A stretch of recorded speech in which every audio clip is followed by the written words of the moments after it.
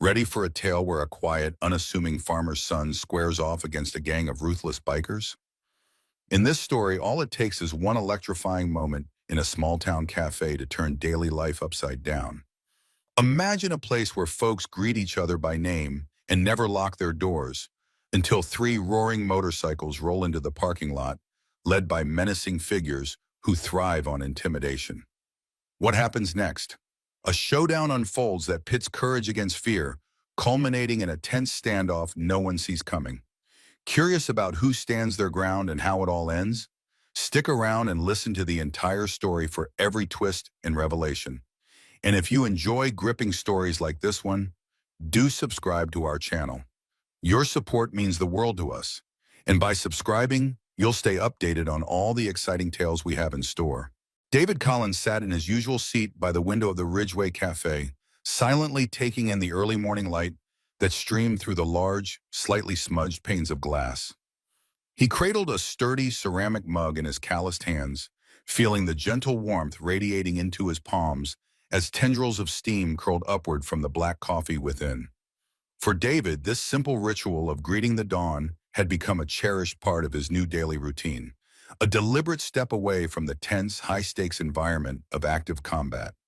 Having recently returned to Willowville, a small Midwestern town anchored by farmland and an enduring sense of community, he appreciated every comforting detail: the soft hum of the ceiling fans, the gentle scrape of chairs, and the faint clatter of utensils as a handful of early customers savored their breakfast. This space was a world apart from where he'd been stationed just weeks earlier. The scorching heat of Iraq still lived in his memory, along with the echo of distant gunfire and the constant awareness that danger could strike at any moment. Here in the cafe, painted walls bore a subtle patina of history, with corners slightly darkened by years of bacon grease and coffee steam. The friendly familiarity of it all helped soothe his transition back into civilian life. Even so, habit kept him with his back partially to the wall, scanning each new arrival with quiet attentiveness, a holdover from his training as a Navy SEAL. He had only been back home for 3 weeks, returning with the hope of helping on his father's farm. Sam Collins, his dad, was getting older. The chores that once felt routine, mending fences, servicing tractors, and planting new seeds, had become harder for a man long past his prime. David came home to lend a hand, to rediscover a piece of himself that he felt he'd left behind at age 23, back when he first enlisted. The 15 years since had been a whirlwind of deployments and advanced military training. Now, at 38, David was lean, strong, and quietly self-possessed. He'd seen more of the world's harshness than most in Willowville would ever imagine.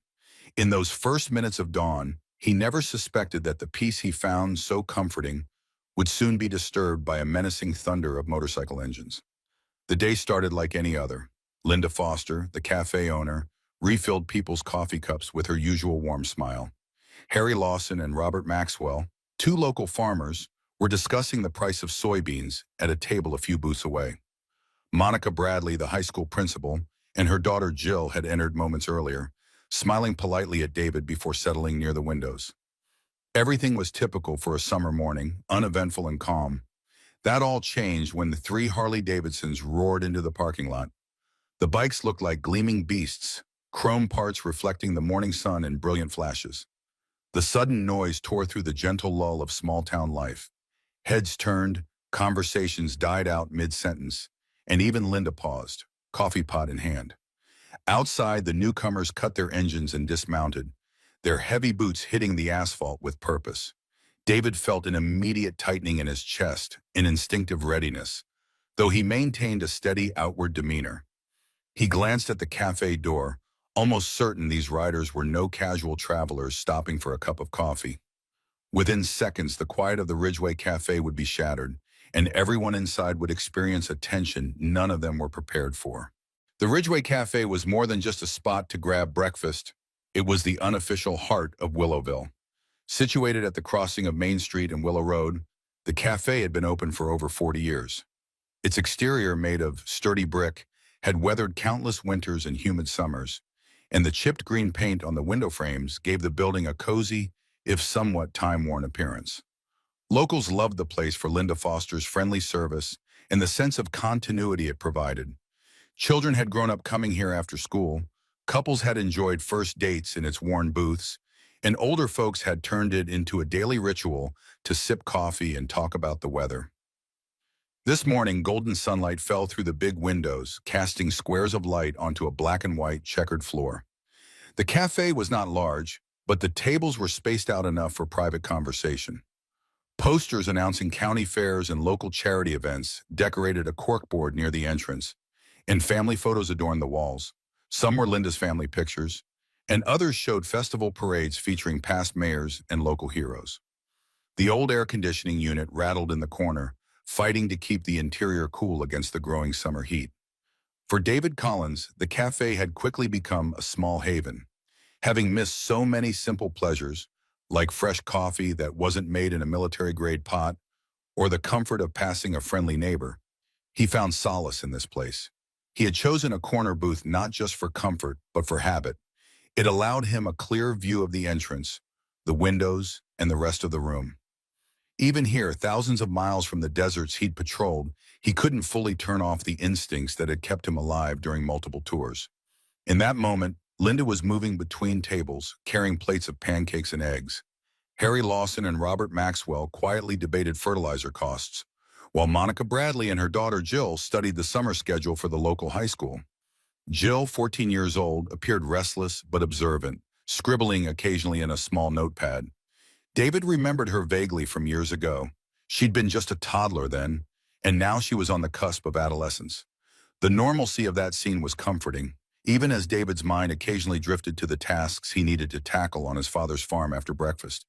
But the tranquility was about to break.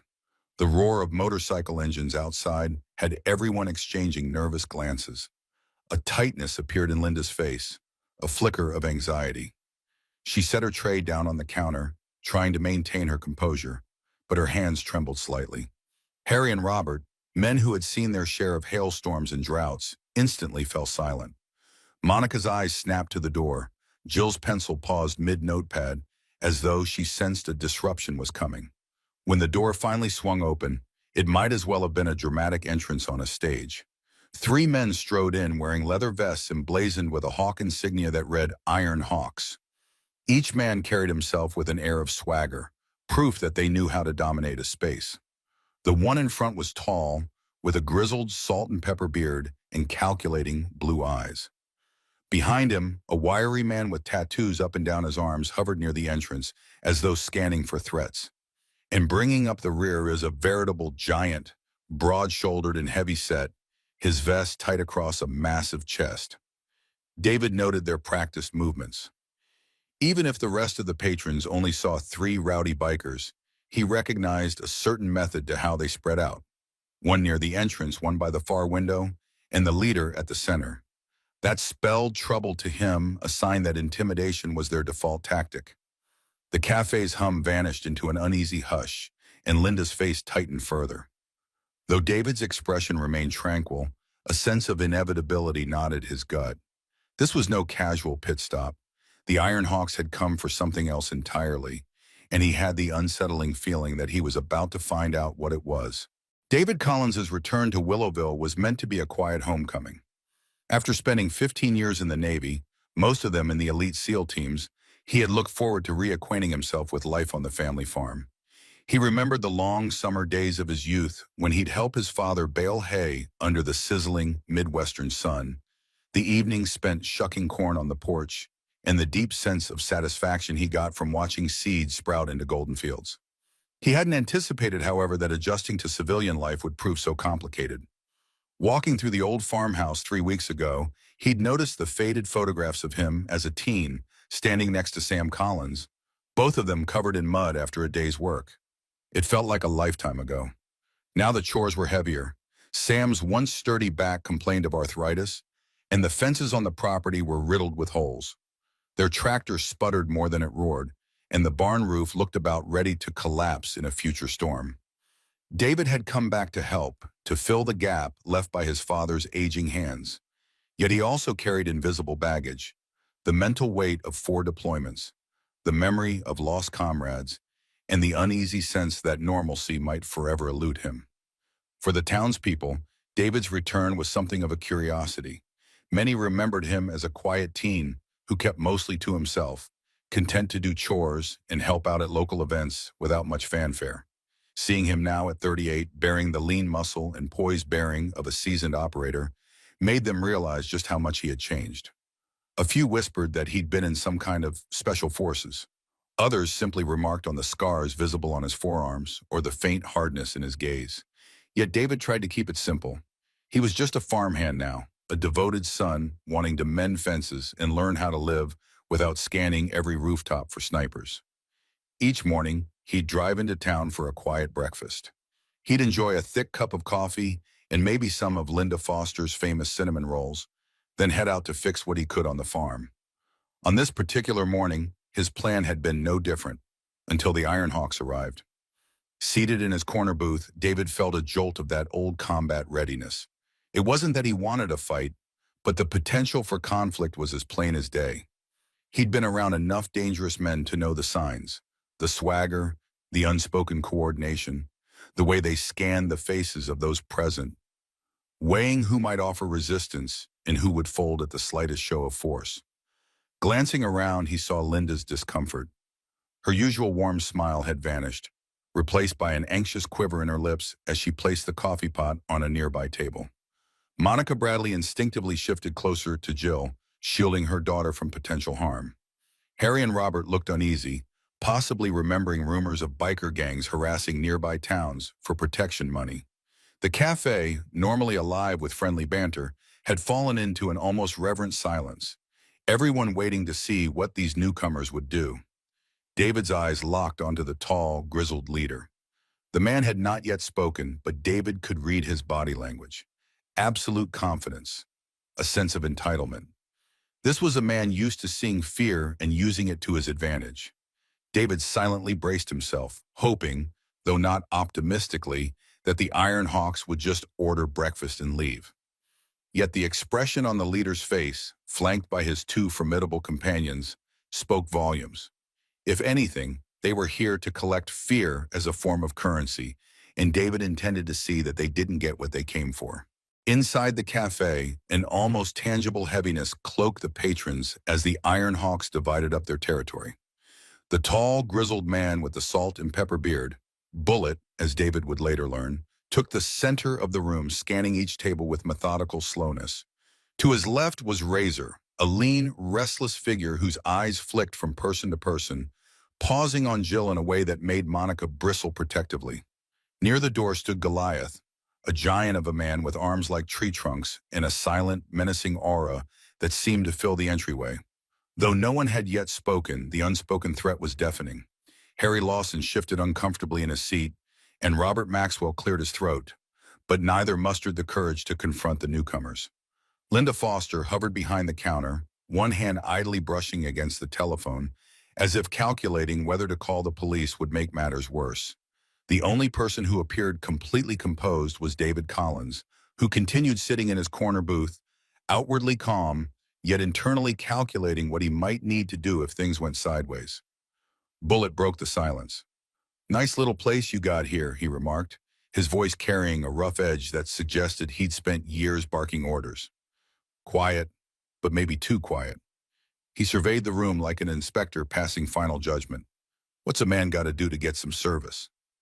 Linda swallowed hard and forced a polite smile as she came out from behind the counter with her notepad. We have fresh coffee and the breakfast special, if you'd like," she managed, her voice trembling. Bullet gave a short laugh, glancing at Razor and Goliath. "Coffee, sure," he said, "but I'm more interested in how the folks in this town treat strangers. Hopefully better than the last place we visited."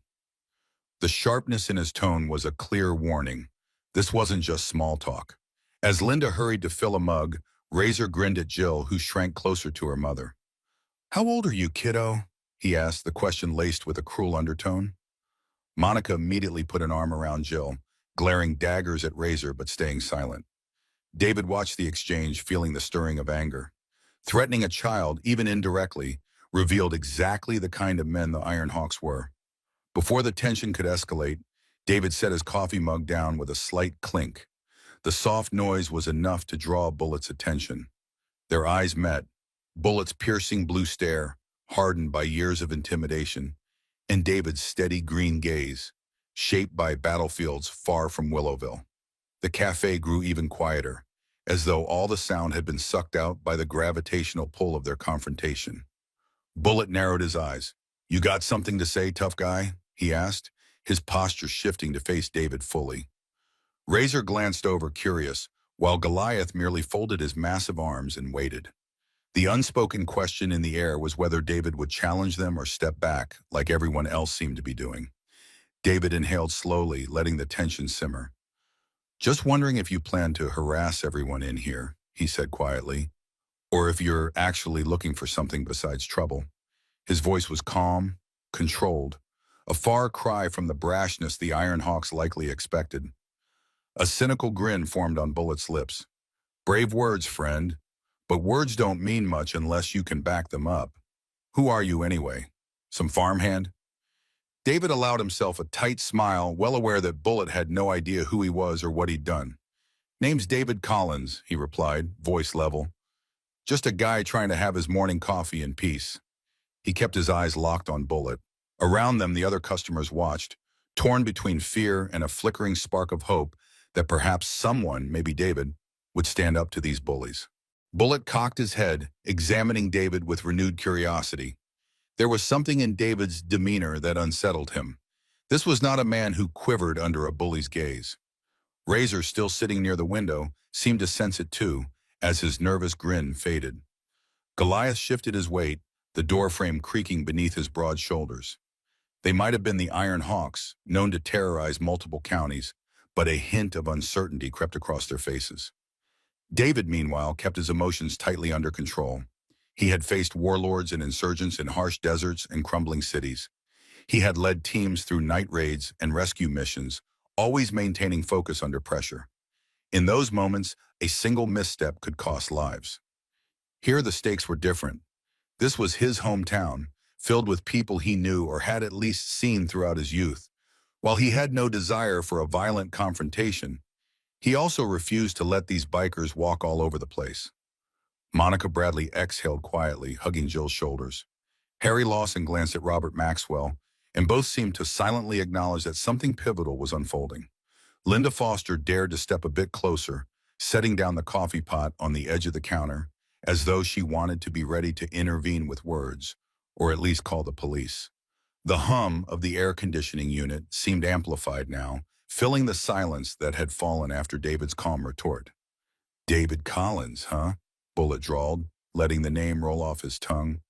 "You're not a deputy, don't look like a cape, so that means you're just a local boy with a chip on his shoulder trying to impress folks. Is that it?" David shook his head, refusing to take the bait. "Nothing to prove," he replied simply, "but I won't sit by while you intimidate these people." Razor let out a scoffing laugh, his tattoos flexing as he set his elbows on the table. "Man, you don't know what we're capable of. You want to play hero? Fine. But we have rules of our own, and they don't line up with your small-town courtesy." A flicker of old anger rose in David's chest. He had seen men like Razor and Bullet hide behind so-called rules in war-torn places, using fear as currency to bend entire villages to their will. "There's always a choice," David said, keeping his voice steady. "You can keep pushing people around until you meet someone who pushes back." The challenge was clear, and Bullet's eyes narrowed. "You think that's you?" he asked with a low growl. "You think you got what it takes to push back against the Iron Hawks?" David didn't flinch. "If it comes to that, yes." The simplicity of his statement resonated like a tolling bell in the quiet cafe. Harry shifted, Robert swallowed hard, Monica gripped Jill, and Linda's fingers trembled over the countertop. In that moment, David's quiet confidence served as a lifeline, a spark of potential that Willowville might not simply bow to the Iron Hawks. For a prolonged moment, no one spoke. Then Bullet broke the silence with a rasping chuckle that failed to mask his rising irritation. "All right then," he sneered. "Let's see how far that courage goes when the stakes get real." He nodded at Goliath, who uncrossed his arms and took a step closer, and at Razor, who shifted his position as though ready to spring into action. Outside, the morning sun shone brightly, but inside the Ridgeway Cafe, the mood was as tense as a fuse waiting for a spark. The moment stretched as the Iron Hawk sized David up. Goliath's heavy footsteps made the floor creak, a reminder of his sheer mass. Razor's grin returned, but it was different now, lacking any humor. Bullet flicked his gaze between David and the rest of the cafe, as if evaluating the potential ramifications of a direct confrontation here and now. In David's mind, a silent calculation took place, much like the ones he used to make before a mission's go signal. He judged distances, how quickly he could move, how close Goliath was, whether Razor might brandish a hidden weapon. He also factored in the civilians. Linda within arm's reach of the phone, Monica and Jill near a window, Harry and Robert at the table behind him. He understood that if physical violence broke out, the risk to innocent bystanders soared. His gut told him to try and keep things verbal for as long as possible, to rely on psychological strength rather than fists. For a few heartbeats, neither side blinked. Bullet finally straightened, rolling his shoulders as though warming up. You know what? Maybe we should just show you what happens when folks don't give us the respect we deserve, he said, his voice dropping to a dangerous hush. Outside, the parked Harleys gleamed in the summer sun, as if waiting for a triumphant exit or a quick getaway. Razor rose to his feet, stepping away from the table. His gaze flicked to Jill again, and Monica's expression hardened with protective fury.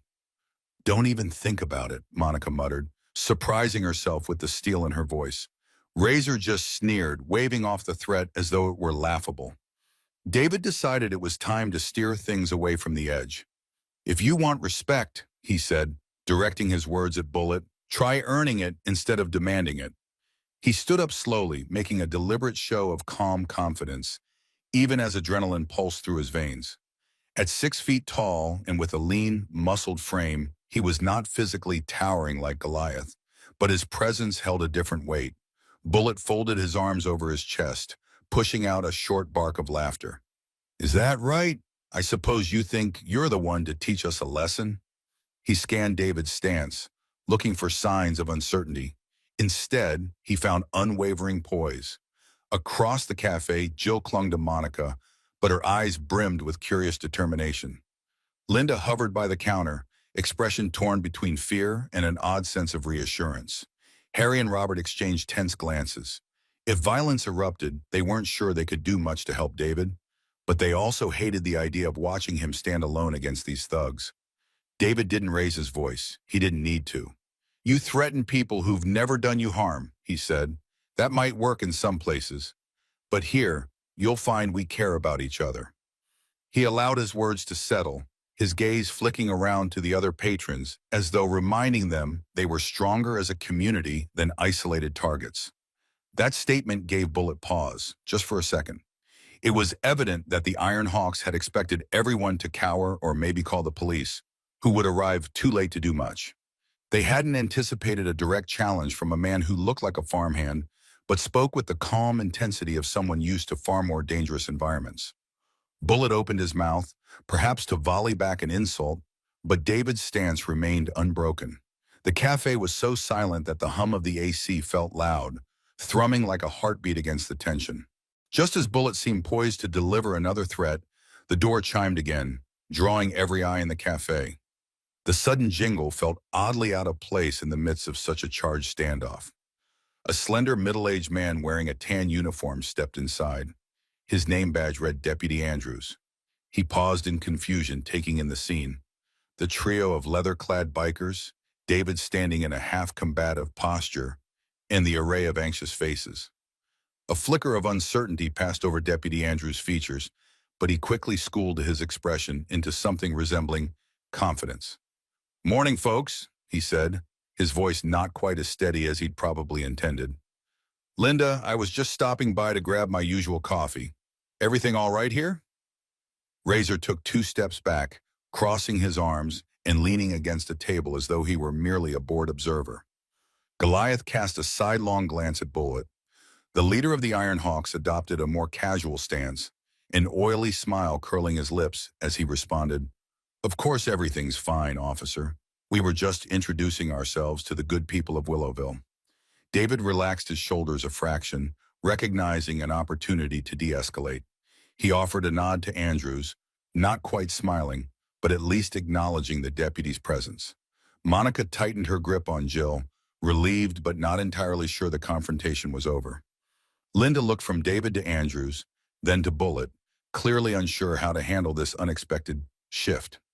Deputy Andrews cleared his throat. "That's good to hear," he said, stepping further into the cafe and positioning himself near David. He glanced between the two men, David with that unmistakable aura of readiness, and Bullitt, who appeared polite yet menacing. "You gentlemen just passing through?" Bullitt gave a non-committal shrug. "We've been around," he replied, then flicked his gaze toward David. "He was just telling us how friendly this town is. Thought we might hang around a little, soak up the hospitality." Andrews forced a polite smile. "Well, we're a quiet place, all right. Folks here respect the law." The words sounded almost rehearsed, and Bullitt's half-smirk suggested he heard the underlying note of uncertainty. David glanced at Linda, who still hovered close to the phone. She must have signaled Deputy Andrews somehow, maybe a text or a quick call he had received before walking in. The tension remained thick, but the presence of a lawman, even a lone deputy, shifted the dynamic. The Iron Hawks no longer had the absolute upper hand. In that taut silence, David decided to speak up, his tone as calm as ever. "Deputy, these men were explaining their rules, as they call them. I'm not sure those line up with the county's regulations." It was a pointed statement, delivered with calculated precision. David wasn't naive enough to think Bullitt or his men would be intimidated by a single deputy, but every psychological advantage helped. Andrews caught on and squared his shoulders. "Right. So if you gentlemen need any assistance, I can direct you to legal means. We don't tolerate harassment or intimidation in Willowville." Razor made a show of rolling his eyes, crossing his arms tighter. Goliath exhaled loudly, like a bull before a charge. Bullitt's smile never left his face, but it hardened at the edges. "We'll keep that in mind," he said, voice tinged with sarcasm. Then slowly turning back to David, he added, "Maybe we'll continue our chat later, friend. Once you're not so busy." For a moment, David held Bullitt's gaze. He saw the threat lurking behind those cold eyes, the promise of a future reckoning. But he also saw the uncertainty of a man who had not expected real resistance. Deputy Andrews stood by, hand resting lightly on his service belt. Linda watched with wide eyes. Monica and Jill huddled closer, and Harry and Robert sat rigidly at their table. The morning sun continued to pour in, illuminating a tableau of unresolved tension. Yet for now, the Iron Hawks seemed to step back from the brink. The Iron Hawks settled into a booth, presumably to keep up appearances of civility, but the undercurrent of intimidation persisted. Deputy Andrews, trying to maintain a semblance of normal police presence, sidled over to the counter, quietly requesting a cup of coffee from Linda. David saw the deputy's hand tremble slightly as he brought the mug to his lips, an involuntary reaction. The tension had not dissipated. It had only shifted into a waiting game. Bullitt, Razor, and Goliath spoke in low, inaudible tones, occasionally glancing in David's direction. From their body language, it was clear they were strategizing their next move. The arrival of law enforcement had complicated their intimidation tactics, but they were not men who simply gave up. David observed them from his corner booth, making mental notes. Razor's restless tapping, Goliath's occasional frown, Bullitt's forced smile every time the deputy looked their way. Monica and Jill tried to return to their conversation, but every few moments, Jill would peer at the bikers, scribbling something in her notepad. Monica patted Jill's arm gently, cautioning her in hushed tones. Across the room, Harry leaned toward Robert, whispering something about calling more deputies or even the state troopers. Robert nodded, but they both looked skeptical, as if suspecting a larger show of force might escalate matters. It was David, however, who remained the focal point of the Iron Hawk's attention. He picked up the subtle cues. A pointed glance from Razor, a cold smirk from Bullitt whenever David returned their gaze. Even Goliath's half-lidded eyes bore a quiet hostility. David responded with a calm, impassive expression, neither provoking nor backing down. Deputy Andrews, in an attempt to break the thick silence, asked Linda about the day's specials, praising her blueberry pancakes. Linda offered a forced chuckle, and her voice wavered as she tried to appear normal under the watchful eyes of the three men. The only sign of potential relief was the distinct hum of an approaching siren outside, faint at first but growing in volume. David recognized it as an ambulance's wail, probably unrelated to the cafe's standoff, but he noticed how the Iron Hawks briefly tensed, uncertain if it was backup for the deputy. Realizing it was just an ambulance heading elsewhere, the bikers relaxed slightly, and the tension in the cafe dipped marginally. Bullet drained the coffee Linda had reluctantly served him, slamming the mug onto the table with a clunk that made a few patrons jump.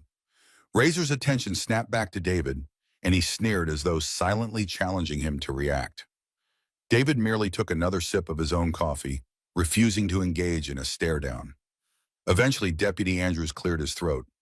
"So, you fellas planning to stay in town long?" he asked, his tone attempting casual conversation. Bullet turned slowly, as if weighing how much to reveal. "We move around," he replied, the words guarded. "But if we like a place, we can stick around, get to know the folks." His gaze slid to David for an instant before returning to the deputy. "Well, you're free to enjoy your coffee," Andrews said, the subtext being that he was watching them. "Just remember, we keep it peaceful around here." A grin tugged at the corner of Bullet's mouth. "Oh, absolutely," he said softly. "We respect peace. It's profitable for everyone." In that final word, profitable, David sensed the real meaning. The Iron Hawks were here to make money off fear, to stake a claim in Willowville the way they had in other towns. With each passing moment, the silent duel between David and Bullet continued, a clash of wills masked by small-town civility. And as the morning stretched on, David grew increasingly certain that eventually, words would no longer suffice. By the time the Iron Hawks finished their coffees, the temperature in the cafe felt stifling, despite the air conditioning's best efforts. Deputy Andrews lingered as well, though he occasionally stepped outside to speak into his radio, perhaps calling for advice or backup from the county sheriff. Each time he returned, the bikers regarded him with thinly veiled amusement. David used the lull to glance around and see how everyone was coping. Linda tried to offer refills to the other tables, though her hand remained unsteady. Monica whispered comforting words to Jill, whose scribbling had slowed but not ceased. Harry and Robert seemed to have settled into a tense watchfulness, silent but resolute. David was keenly aware that the longer this uneasy standoff continued, the more likely something could tip it into real violence. He decided to be the one to break the stagnant air. Rising from his booth, he stepped over to the biker's table, ignoring the quickening drum of his own heartbeat. Deputy Andrews looked up in alarm, ready to intervene, but David offered a faint shake of his head, signaling that he had no intention of starting a brawl. Razor's eyes flickered with interest, and Goliath's muscles tensed beneath his vest. Bullet regarded David with a lazy smirk as though anticipating the challenge. "You've had your coffee," David said, addressing Bullet directly. "That's all we serve here. Coffee, breakfast, maybe some pie if you stay long enough. We don't serve fear, not in Willowville." Bullet's smirk remained, but something flitted through his eyes, irritation. "You're a bold one," he replied, leaning back. "But you're also naive if you think we're just here for breakfast. We came to introduce ourselves, see who's who. You, my friend, happen to be on that list." A prickle of foreboding ran down David's spine. He didn't need to ask what Bullet meant. The Iron Hawks were staking their territory, deciding how to handle anyone who might resist them. That included him. Deputy Andrews shifted uncomfortably, sensing the escalating undercurrent. Linda, emboldened by David's calm stance, spoke up from behind the counter. "You've introduced yourselves plenty," she said, voice quivering, but defiant. "So if you're finished, maybe you can go. Let us run our business in peace." Razor chuckled low in his throat, though the sound was devoid of humor. "We'll leave when we're good and ready," he remarked, tapping his fingers on the table. "Don't rush us, sweetheart." A ripple of anger tightened David's chest. He stepped half a pace forward, making sure Razor felt the weight of his presence. "Don't call her that," he said softly. His voice remained measured, but the note of warning was unmistakable. Goliath's chair scraped the floor as he shifted, clearly ready to stand if prompted. Bullet raised a hand to still him, turning his attention fully to David. "You're making it hard for us to be polite," Bullet said, each word laden with menace. "We might have to remind you who's in charge." David met his gaze, refusing to yield. "Go ahead and try." Beneath his stoic exterior, Adrenaline surged like a coiled spring. He could feel every muscle tense, each sense sharpen. Yet he kept his voice steady, projecting control he'd learned during stealth operations and firefights overseas. If these men thought a show of force would bend him, they were sorely mistaken. Deputy Andrews cleared his throat loudly, forcing his way into the conversation. "Gentlemen, maybe it's best if you move along now." His voice was firmer than before, perhaps buoyed by David's example. Bullet shot him a scathing look, but didn't respond. Instead, the Iron Hawk's leader stood up, smoothing the front of his vest. David mirrored his movement, and for a moment both men stood chest to chest, neither yielding an inch. A hush blanketed the Ridgeway Cafe as Bullet and David faced each other, tensions peaking. Even the muted hum of the air conditioner seemed to fade, leaving behind the pounding of hearts and the rasp of shallow breaths. Monica clutched Jill's hand, Linda hovered with a trembling coffee pot, and Harry and Robert sat ramrod straight, ready to spring into action if needed, though it was unclear how effective they could be against men like Goliath and Razor. Bullet broke the stillness by leaning in, his voice a low growl. "You're pushing your luck, farm boy," he hissed. "We've run into types like you before. You stand tall, talk big, but in the end, everyone bends." David didn't so much as blink. "Not me," he replied. If there was any fear in him, it didn't show. His tone was calm, almost conversational, as though discussing mundane chores on the farm. Yet each word carried the weight of a man who had stood on the edge of life and death countless times. Behind Bullet, Razor exhaled in frustration, while Goliath creaked the floorboards with his shifting bulk. Deputy Andrews watched anxiously, hand hovering near his holster, though he had not drawn his weapon. The deputy likely knew that a single gunshot in a crowded cafe could lead to chaos, and the bikers might be armed as well. Then, in a move that nobody expected, Bullet stepped back. He raised his palms outward, an exaggerated gesture of concession. "Fine," he said, letting out a short, mocking laugh. "We'll be on our way, but don't think this is over." His gaze swept the room, landing on Monica, Jill, Linda, Harry, and Robert, before returning to David. "We'll be around." Goliath stood as well, towering over the tables, and Razor sidled around him with a smirk, tipping an imaginary hat to Linda. David clenched his jaw, forcibly keeping himself from reacting. The last thing he wanted was a brawl that could endanger innocent lives. If the Iron Hawks were truly leaving, even temporarily, it might buy Willowville time to plan, or at least to alert the proper authorities. "Good," Deputy Andrews said, though the shakiness in his voice revealed he was no more confident than anyone else. "I'll walk you out." Bullet's eyes flitted to the deputy, then landed once more on David. "We'll see you soon," he muttered, the words dripping with promise. With that, he turned on his heel and strode to the door, Razor and Goliath trailing behind him like a dark, menacing cloud. Andrews followed, trying to maintain official composure.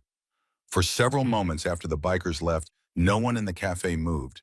It was as if the atmosphere itself was trembling, waiting to see if their exit was a trick. Linda finally set down the coffee pot with a heavy sigh, her shoulders sagging with relief. Monica's eyes welled with tears she refused to shed, and Jill finally exhaled, looking to her mother for reassurance.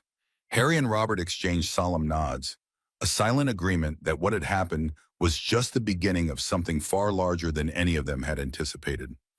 David, for his part, remained standing in the middle of the cafe. It took a force of will to unclench his fists, to release the tension that had coiled in every muscle. He closed his eyes for half a second, recalling his training. Breathe, assess, prepare for the next move. When he opened them, Linda was standing there, offering him a trembling smile of gratitude. "Thank you," she said simply, voice raw. "I... we... we didn't know what to do," David nodded. "We'll figure it out," he murmured. "All of us." He glanced around, meeting the eyes of Monica, Jill, Harry, and Robert in turn. A sense of communal resolve settled among them, an unspoken acknowledgement that the Iron Hawks would be back, and they needed to be ready. As the cafe began to refill with nervous chatter, David stepped over to his booth, mind already spinning with the next steps he'd have to take. For better or worse, his quiet return to Willowville had just turned into a mission he couldn't walk away from. Outside, the growl of motorcycle engines eventually faded into the distance. But the echo of confrontation lingered in the cafe. Deputy Andrews returned moments later, rubbing the back of his neck as though trying to massage away the tension. He offered Linda a subdued nod, then approached David, his gaze filled with unease. "They're gone for now," Andrews said, glancing at the door. "But you heard Bullet. They'll be back." The deputy kept his voice low, aware of the hush that had fallen over the customers. "Listen, I appreciate your standing up to them, but we need a better plan than one man telling them off." David nodded, fully aware that their respite was only temporary. "I agree. You should call Sheriff Olson. Let him know what happened here." He paused, his brows furrowing. These men aren't just random thugs. They're organized. They have a system. Andrew sighed heavily, placing his hands on his hips. "I'll file a report." "Oh yeah, name." "But by the time we get the county or state involved, they could do real damage. These guys are known to pick easy targets, the kind of towns that don't put up a fight." He looked at David meaningfully. "You're probably the first person who's looked them in the eye and told them no." Monica and Jill approached, the teen clutching her notepad against her chest. Jill spoke up timidly. "Mr. Collins, are you okay?" She glanced at his hands, which were still tense from the confrontation. David forced a small, reassuring smile. "I'm all right, Jill. Are you?"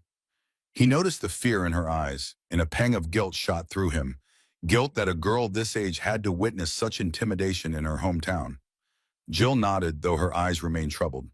"I was scared, but I saw what you did. You didn't even flinch." She paused, then asked in a small voice, "Are you really that brave?" David hesitated, thinking of all the times fear had knotted his stomach before a mission, the nights spent wondering if he'd ever see home again. "Bravery isn't not feeling scared," he said quietly. "It's doing what needs to be done anyway." Monica placed a hand on her daughter's shoulder, offering David a grateful glance. "Thank you," she murmured. "Jill's never seen anything like that. I'm glad she saw someone standing up to them." Harry and Robert joined the group, stoic faces etched with concern. Harry cleared his throat. "David, we're all mighty grateful, but we can't rely on you alone. The Iron Hawks might come back with a dozen men." Robert nodded in agreement. "We've heard tales of them tearing up other small towns, running protection rackets, and scaring folks into paying. We might need more than local deputies to handle them." Linda, her apron askew and a streak of coffee on her sleeve, approached with a shaky sigh. "The cafe's been my family's for generations. I can't just let them walk in and claim it." Her voice wavered with a mixture of fear and resolve. David listened, understanding that the townspeople were looking to him not just for immediate protection, but for leadership. He drew a breath. "We'll gather everyone who's concerned, business owners, farmers, families, and we'll explain what happened here. We can't let them pick us off one by one." He glanced at Deputy Andrews. "Meanwhile, I'd like to talk to Sheriff Olson personally, maybe see if we can get more support." A surge of relief mixed with anxiety fluttered through the small group. They had a plan, fragile though it was. As the rest of the patrons slowly gathered around, offering questions and ideas, David caught sight of Jill scribbling in her notebook. It struck him that she was capturing a moment that might define Willowville's future. For better or worse, they had chosen to stand. The question that remained was whether their resolve would be enough when the Iron Hawks returned. Word traveled fast through Willowville after the Iron Hawks' intrusion at the Ridgeway Cafe. By the next day, local shop owners, farmers, and even high school students were whispering about the bikers who had strolled in, threatened the patrons, and been challenged by David Collins. Rumors swirled about everything from David's military background to the possibility of the Iron Hawks returning in force. If the bikers intended to sow fear, their seeds found some soil. But they also ignited a kind of collective backbone the town didn't realize it possessed.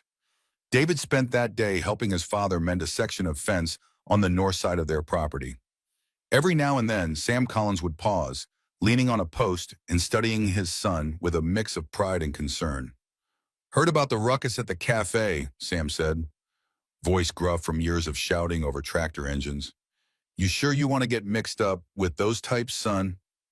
David tugged a broken wire tighter, his muscles flexing under his rolled-up sleeves. "They came looking for trouble, Dad," he answered quietly, "and I couldn't just sit there." The unspoken truth was that he'd do anything to keep Willowville safe, especially after seeing enough of the world's violence to know that standing idly by only made things worse.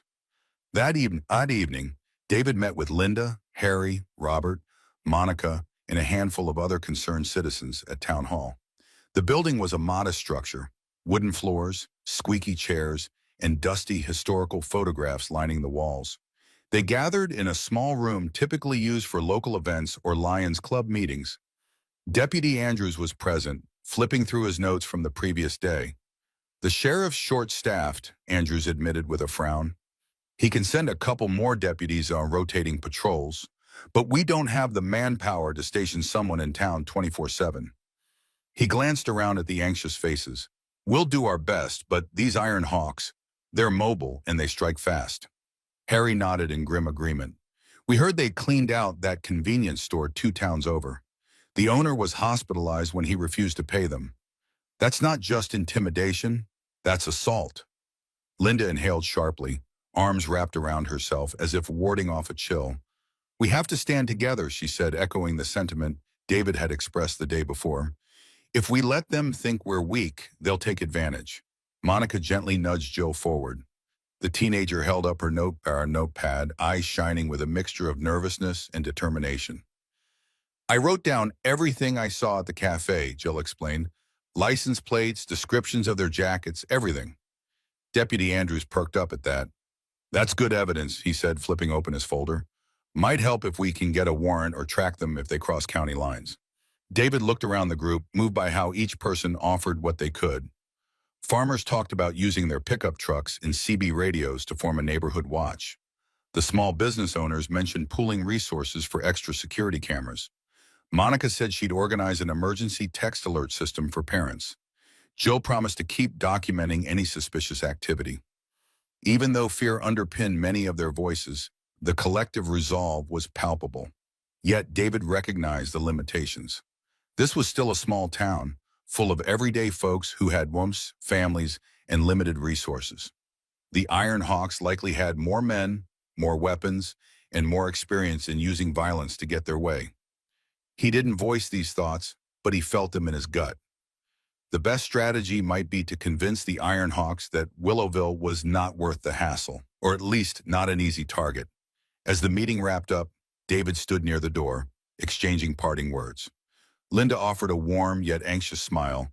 Harry patted David's shoulder in quiet gratitude, and Monica thanked him for giving Jill a sense of hope. Jill, clutching her notepad, looked up at David with a question in her eyes, but she didn't speak it aloud. He understood. She wanted to know if all this effort would truly keep them safe. Walking back to his truck under the glow of streetlights, David couldn't shake the sense that the clock was ticking. The Iron Hawks were out there, likely regrouping. He'd promised to help protect Willowville, but a part of him couldn't help but wonder, what if this battle was bigger than one man in one small town could handle? The days that followed saw a tense calm settle over Willowville. The Iron Hawks had not reappeared, but their absence felt like a gathering storm instead of a clear sky. Deputy Andrews took to patrolling more and often, though his single cruiser and occasional backup from the county sheriff's department didn't exactly reassure everyone. David found that folks approached him around town, at the hardware store, the feed supply, even the local diner, asking if he thought the bikers would come back. He'd give them a measured response, urging vigilance without succumbing to panic. Meanwhile, David split his time between aiding his father on the farm and working quietly with others to strengthen the newly formed neighborhood watch. Harry and Robert coordinated a volunteer rotation of pickups cruising the main roads at night, cell phones at the ready if they spotted anything suspicious.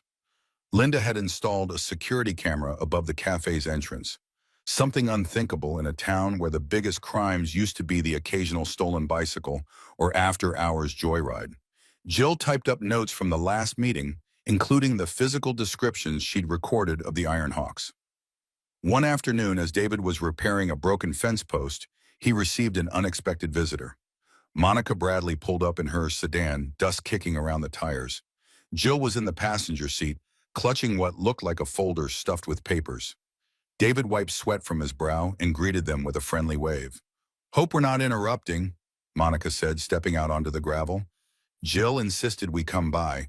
She's been working on, well, a kind of report. Jill approached, glancing up at David with a combination of trepidation and determination. I've been collecting articles, scouring the internet, she explained, opening the folder to reveal pages of clippings, printouts of local news stories, and typed notes. The Iron Hawks have been mentioned in 3 counties.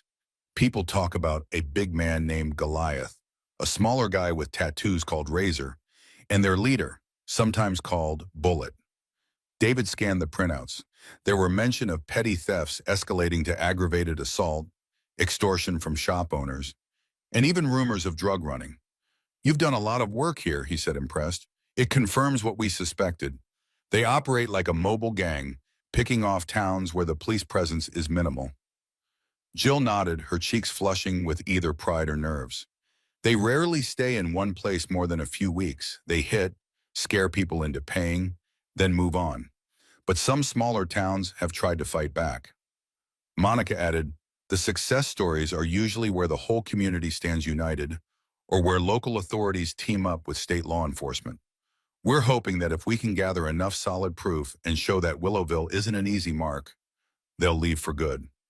David exhaled, a blend of relief and lingering concern swirling in his mind.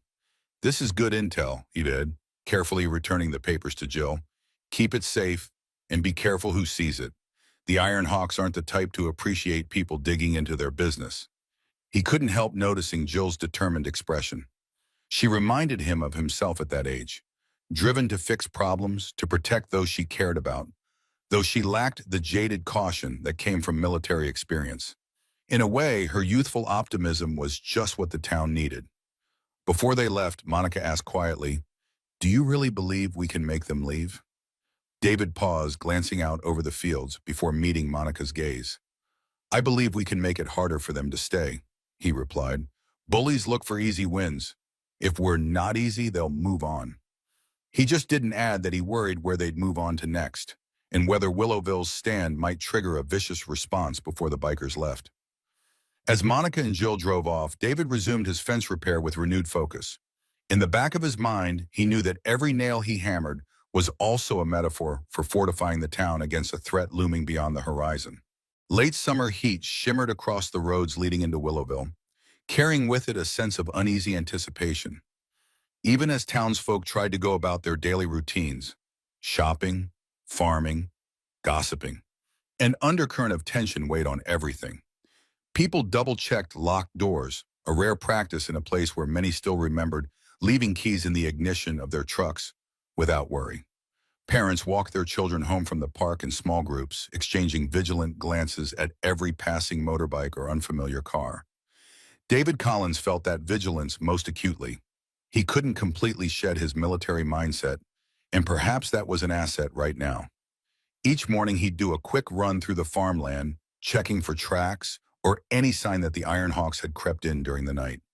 By noon, he'd venture into town to review any new tips from the neighborhood watch, talk to Linda about cafe visitors, and speak with Deputy Andrews if there were updates. Even Jill's detailed dossier on the gang saw some additions. An older farmer claimed he recognized Goliath's face from a bar brawl a few counties over. Some in Willowville whispered that David was stepping into a role that wasn't his to claim. We have a sheriff, they said. We have deputies. But Harry Lawson and Robert Maxwell, among others, countered that the county was too stretched to handle this problem alone. We've got someone who's not afraid to stand up to them, Harry pointed out. We should count ourselves lucky. And indeed, many did. Around midweek, Monica Bradley organized a meeting at the high school gym, inviting the broader community to discuss safety measures. Parents, teachers, business owners, and farmers filled the bleachers, their voices echoing in the cavernous space. David stood near the front, along with Linda, Deputy Andrews, and a couple of local volunteers who had served in the National Guard. The murmur of anxious conversation filled the air until Monica tapped a microphone, calling everyone to attention. Thank you for coming, she began, her voice resonating.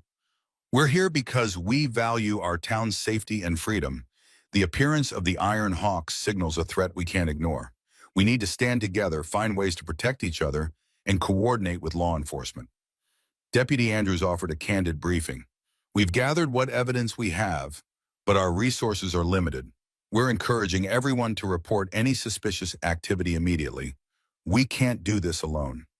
Then Jill stepped forward, her cheeks pink but her eyes resolute. She clutched her folder, its pages bristling with notes. "The more information we share, the better chance we have of defending our town," she said in a clear, youthful voice. "I've collected details on the Iron Hawks from neighboring communities. They move on quickly when they face resistance. If we stand firm, we can make them see Willowville isn't worth the fight." A wave of murmurs ran through the crowd, some supportive, others doubtful. One older man raised his hand, worry etched into his lined face. "What if they bring guns, tear up the place? We're peaceful people, not vigilantes." David stepped forward to respond. "We're not advocating vigilante justice," he said calmly. "We want to coordinate with the sheriff's office and the state police if possible. But we can keep watch. We can make it clear that we won't be pushed around. Fear is what they thrive on. Deny them that, and they'll lose interest." Linda spoke up next, admitting she was terrified but refusing to back down. "If we cave now, what does that say about us? We'll spend the rest of our lives looking over our shoulders." Her voice wavered, but the conviction was there. By the end of the meeting, a plan coalesced. Patrols on main roads, an emergency text chain for immediate alerts, collaboration with local authorities, and a community pledge to report any intimidation attempts. Despite the fear that still hung in the gym's echoing confines, a newfound sense of solidarity emerged. David could see it in the nods of agreement, the determined set of jaws, and the way Jill continued scribbling notes long after the discussion had ended. The next afternoon brought a sudden reminder that the threat was far from theoretical. David was in town, talking to Robert Maxwell outside the hardware store, when 3 roaring motorcycles appeared at the far end of Main Street. Panic flitted through the bystanders as the bikes approached, their chrome glinting under the merciless sun. But it wasn't Bullet, Razor, or Goliath. Instead, these Iron Hawks were 3 different members, though they wore the same leather vests emblazoned with the Hawk insignia. They idled in the center of the street, scanning the storefronts. One of them, a wiry man with a scar running from his temple to his jaw, let out a whoop that echoed off the buildings. Another revved his engine, the sound ripping through the tense quiet. Slowly they started moving, rolling past shops, the diner, the bank. People watched from behind closed doors or peeked nervously from windows.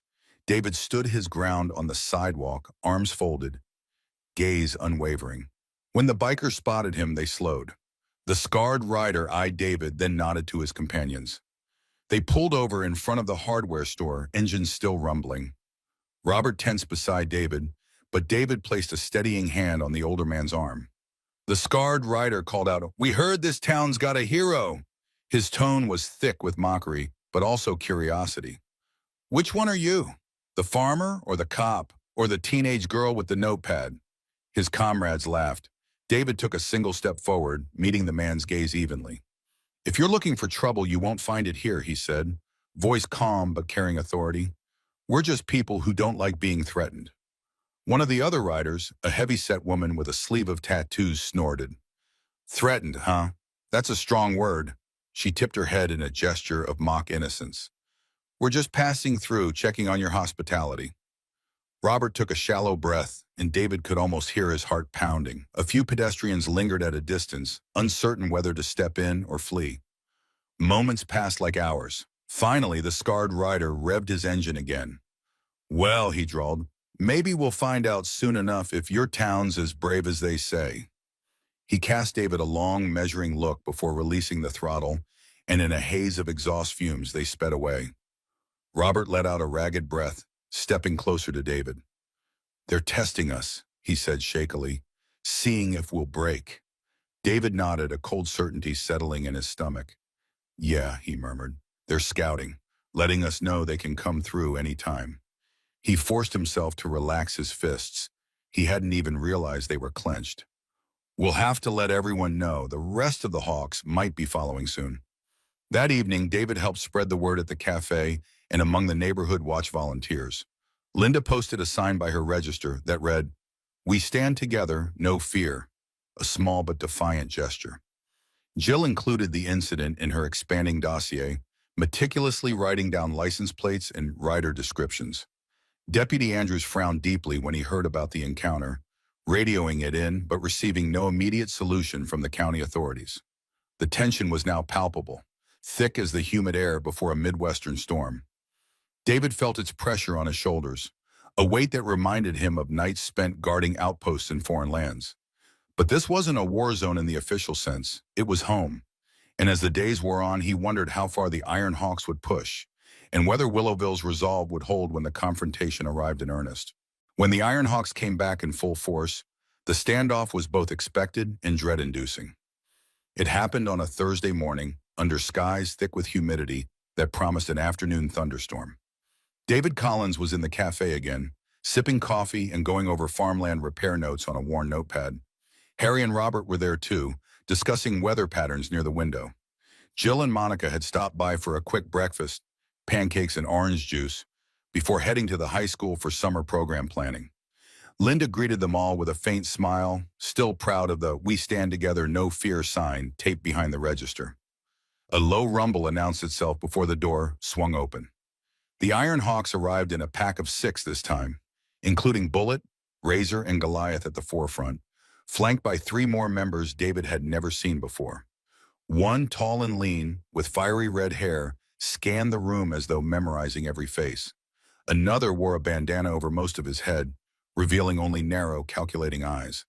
The last was the scarred man who had taunted David outside the hardware store, now smirking as if returning to the scene of an unfinished play. Conversations died instantly. Linda froze behind the counter, and Jill's hand tightened around her glass. David set his coffee mug down, heart hammering, but his expression betraying none of the adrenaline surging inside. He stood, slowly, meeting Bullet's gaze. Bullet's gravelly voice cut through the silence like a blade. "Nice sign, Linda," he remarked, nodding toward the "We Stand Together, No Fear" declaration. "You all decided you'd stand as one, huh?" He gestured for his companions to fan out, some of them taking seats at empty tables, others leaning menacingly against the walls. Deputy Andrews, who often stopped by for coffee, was not present, leaving the cafe without official law enforcement. The tension ratcheted up another notch. Goliath made a beeline for the door, effectively blocking anyone who might try to escape. Razor sauntered toward David, though keeping a wary eye on Harry and Robert, as if expecting them to interfere. Jill clutched her phone, trembling with equal parts fear and resolve. Monica placed an arm around her daughter, quietly urging her to remain calm. Harry edged closer to David, though his face betrayed the reality that he was no trained fighter. Robert, for his part, appeared angry yet uncertain, fists clenched at his sides. Bullet crossed to where David stood, the corners of his mouth pulling into an exaggerated grin. "Heard you've been quite the busybody, Collins," he said, "encouraging folks to stand up to us, collecting evidence, alerting the authorities. That's rude, don't you think?" David lifted his chin, refusing to break eye contact. "Protecting one's home isn't rude," he countered. "It's necessary." Razor huffed out a laugh. "A real Boy Scout, aren't you?" His mocking tone grated on David's nerves, but David kept his cool, just as he had been trained in far more dangerous environments. Bullet sidled even closer, his voice dropping to a near whisper that everyone could still hear. "You see, I'm trying to figure out how a small-town farmer got so gutsy. You stand like a soldier." "That right?" The question was rhetorical, but David answered anyway, voice steady. "I served in the Navy." He decided not to elaborate further, aware that revealing too much about his SEAL background could escalate the biker's aggression. But a flicker of something, recognition, apprehension, crossed Bullet's eyes. "Military man, huh?" Bullet said softly, sizing David up anew. "That explains the confidence. But even soldiers bleed." With that chilling remark, Bullet gestured for the group to spread out. Goliath shifted his bulk to stand near Jill and Monica, while the others fanned around Linda's counter. The intention was clear: corner the patrons, exert dominance, break their spirit. Outside, thunder grumbled in the distance, matching the tension building inside the cafe. Harry and Robert exchanged a glance with David, uncertain whether to speak up or remain silent. Jill's hands shook, phone clutched tight, while Monica steadied her with a comforting squeeze. Linda's gaze darted from person to person, her lips parted as though she wanted to scream, but couldn't. In the eye of this storm stood David Collins, unyielding despite the odds. A single thought consumed his mind. He had to protect these people, no matter what. The heavy air in the cafe was suffused with electric tension, seemingly mirroring the storm clouds gathering outside. Despite the oppressive atmosphere, David Collins stood his ground, a quiet wall of resolve amid the threatening postures of the Iron Hawks. Bullet, Razor, Goliath, and their three companions had taken positions that cut off any easy exit, placing the cafe's patrons in an unspoken lockdown. Razor was the first to press the advantage, leaning in with a sardonic grin. "Let's not drag this out. You want to be a hero, Collins? Show us how that works out." His challenge hung in the air, a gauntlet thrown down before the entire room. Harry Lawson stepped forward, surprising everyone, including David. Though his voice quivered slightly, Harry declared, "This is our town. We won't be bullied." Robert Maxwell, standing beside him, nodded resolutely, his eyes shining with equal parts fear and determination. Even Linda Foster, trembling behind the counter, spoke up. "That's right," she said, fighting the shake in her voice. "We're not going to be pushed around." Monica Bradley pressed Jill's phone into her hand, whispering for her daughter to record what was happening. Jill fumbled for a moment but managed to steady the camera, capturing the tense scene. The bikers noticed, of course. Goliath let out a low growl, and the scarred man from before barked, "Cut that out." But Jill kept filming, her heart in her throat. Bullet studied the group, an almost amused expression creasing his face. "Impressive," he muttered. "You farmers and teachers think you can handle what's coming? You're not dealing with a bar fight here." David took a single step forward, placing himself in front of Monica and Jill. "We don't want violence," he stated plainly, "but if you insist on it, you'll find we're not as weak as you think." A flicker of lightning outside illuminated the cafe's windows, followed a few seconds later by a low rumble of thunder. The storm was drawing nearer, matching the crescendo of tension indoors. Razor moved suddenly, as if to grab Jill's phone. David intercepted with a swift, practiced motion, blocking Razor's arm. The biker stumbled back, eyes flaring in surprise. "You really want to do this?" Razor snarled, drawing a knife from his belt, its blade catching the flickering ceiling light. Goliath cracked his knuckles, advancing toward Harry and Robert. The scarred man turned his attention to Linda, stepping behind the counter with a menacing grin. Only the tall, red-haired hawk hung back, arms folded, eyes scanning the room like a tactician measuring advantage. Before any blow could land, David locked eyes with Razor. In a voice that carried the weight of authority, he said, "Stand down. You make a move. This ends badly for all of us." He recalled each move from close-quarters combat training, aware that the slightest slip could turn lethal in an instant. For a frozen moment, it appeared the Iron Hawks might lunge. Then Bullet's hoarse voice cut through the tension. "Enough," he ordered Razor, who hesitated before lowering his knife. Bullet's gaze was fixed on David, a vortex of anger and grudging respect swirling in his expression. "He's not bluffing," Bullet told his men, voice tight. "He's had training. We push too far. We risk real trouble." Lightning flashed again, and the overhead lights flickered, as if nature itself was uncertain whether the approaching storm would cut the power. Jill's camera was still rolling, capturing the raw fear on Linda's face, the nervous readiness in David's stance, and the exasperation on Bullet's features. Bullet inhaled slowly as though wrestling with a decision. "I don't like leaving unfinished business," he hissed through gritted teeth, "but I'm starting to think this place isn't worth the pain." He signaled to Razor and Goliath to fall back. The other bikers exchanged confused looks, but complied, stepping away from their threatening stances. David felt a wave of relief but kept his guard up. "If you leave now, you don't come back," he warned softly. Rain started pattering against the windows, each drop a heartbeat in the hush that followed his statement. Everyone in the cafe, Harry, Robert, Linda, Monica, Jill, even the Iron Hawks, seemed to hold their breath, waiting for the final call. The tension in the cafe was so thick that each drop of rain tapping against the window felt magnified, like the rattle of distant gunfire. Bullet stood poised at the center of the room, his gaze bouncing between David and the rest of Willowville's resistance. The storm outside flashed, illuminating the bikers' grim expressions. Men used to getting what they wanted through fear, now facing a community prepared to say enough. As thunder boomed, Bullet finally broke the taut silence. "We'll leave," he said, voice gruff, "but don't expect that to be the end of it. The Iron Hawks have a reputation, and letting you stand in our way doesn't do us any favors." His eyes flickered with something akin to anger and reluctant admiration, sizing David up as if memorizing every line of his face for a future reckoning. Goliath growled low in his throat, but stepped back from Harry and Robert, while Razor sheathed his knife, still glaring at David.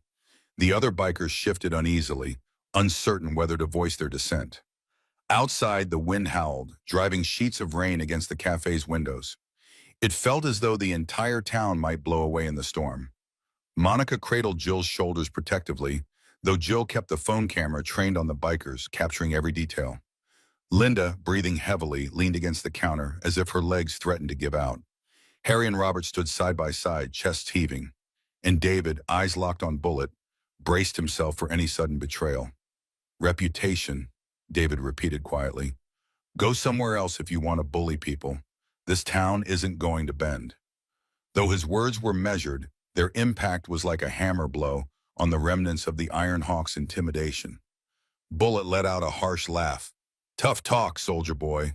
He looked around, giving the cafe one last sweep. "All right, enjoy your victory." He snapped his fingers at his crew. "We're out."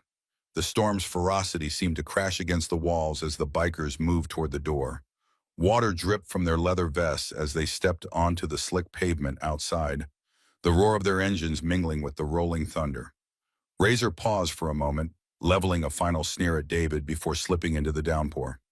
Goliath stomped out wordlessly, and the others followed, muttering curses about wasted time and worthless towns. When the doors slammed shut behind them, the cafe interior seemed to tremble with the aftershock. Linda dropped into a nearby chair, burying her face in her hands. Harry and Robert exhaled shaky breaths, relief warring with the adrenaline still surging through their veins. Monica whispered to Jill, "Turn off the camera," and the teen complied, her hands still shaking. The minutes stretched like taut wires as the bikes revved away, their thunderous engines receding into the storm until all that remained was the howl of wind and the steady beat of rain on the rooftop. David slowly walked to the window, catching a glimpse of the Iron Hawk's headlights vanishing down the road, swallowed by darkness and pelting rain. Only then did he allow himself to unwind, shoulders slumping slightly. He turned back to the group, soaked in sweat and tension, but victorious. "Is everyone all right?" he asked, voice husky with fatigue. A chorus of relieved nods answered him. Monica thanked David, tears shining in her eyes. Jill pressed her phone to her chest as if cradling evidence of the day's heroics. Harry and Robert, at a loss for words, each laid a hand on David's shoulder in a gesture of silent gratitude. Linda managed a trembling smile. I can't believe it," she stammered. "They're really gone." David sighed, casting a cautious glance at the rain-streaked windows. "For now," he muttered under his breath, reluctant to celebrate too soon. Yet the significance of that moment couldn't be denied. Willowville had stood firm, calling the bikers' bluff, and it had worked, at least for the time being. In the days that followed, news of the Iron Hawks' retreat rippled through Willowville like a cleansing wind after the storm. Though the skies remained gray and drizzly, the atmosphere in town felt lighter. People walked their streets again with more confidence, and Linda's cafe bustled with customers eager to share tales of how David Collins and a handful of determined townsfolk had faced down the notorious bikers. Jill uploaded her phone footage to the cloud, ensuring there was a digital record of the confrontation. She also edited clips to show the crucial moments. David blocking Razor's attempt to grab her phone, Bullet's snarling threats, and the collective resolve of the farmers and townspeople. The video, passed around among locals, became a rallying cry for the small community that realized its strength in unity. Deputy Andrews, somewhat sheepishly, thanked David for his role in keeping violence to a minimum. "I'm no hero," David replied, voice earnest. "But Willowville needed someone to push back. Anyone could have done what I did." Andrews disagreed, offering a respectful nod and promising to forward Jill's video and statements to the county sheriff in case the Iron Hawks ever targeted another community. Sam Collins was relieved to see his son return unscathed. Though he didn't voice it much, his eyes reflected a deep pride. "Your mother always said you'd be the one to watch out for the underdog," Sam remarked one evening over supper. David merely shrugged, stirring his mashed potatoes, unwilling to lay claim to hero status. In his mind, all he'd done was adapt the skills he'd learned in battle to protect a place he loved. The cafe, free from the looming dread, resumed its role as a social hub. Linda placed a handwritten sign by the counter reading, "No fear, only community." Harry and Robert occasionally joked that they'd have to rename one of the breakfast specials after David, but David laughed it off. Monica and Jill continued to document the town's progress, forming a blog where they posted updates about community events, the newly installed security cameras, and tips on staying vigilant. Still, David maintained a guarded optimism. He knew the Iron Hawks might regroup or attempt a stealthier return, or simply terrorize another unsuspecting town. As a Navy SEAL, he'd learned that enemies don't always vanish after a single defeat. But for now, Willowville had reclaimed its sense of peace and self-determination, an important victory in a world where intimidation often held sway. One clear afternoon, David found himself back at the Ridgeway Cafe, seated in his corner booth with a fresh cup of coffee. He gazed around at the familiar faces, Linda greeting newcomers, Monica and Jill chatting animatedly about an upcoming charity drive, Harry and Robert laughing over some farming anecdote. Life was surging back into this community, no longer overshadowed by the threat of leather-clad intruders. He sipped the coffee, letting the warmth spread through him. In the end, he realized that what had transpired was more than just pushing away a gang of bikers. It was a collective reaffirmation of community spirit. Willowville had shown that it would stand together when tested, forging a bond that wouldn't soon be broken. David Collins, the farmer's son turned Navy SEAL, had simply been the catalyst. And as he savored the simple beauty of a hometown morning, he felt a quiet pride in knowing that, this time, peace had prevailed. From my own perspective, watching Willowville rise to the challenge proved that unity can outshine any threat. Where once there was intimidation and fear, now there's renewed confidence in the power of standing together. The Iron Hawks may have arrived expecting to rule by force, but they met a community determined to protect its own and a returning Navy SEAL named David Collins, who wasn't about to let hometown values crumble. In the aftermath, locals feel closer than ever, families, friends, and neighbors forging stronger bonds through shared courage. What's your take on the townspeople's resilience? And how do you think small communities everywhere can stay strong in the face of adversity? Drop a comment below and join the conversation. We'd love to hear your thoughts.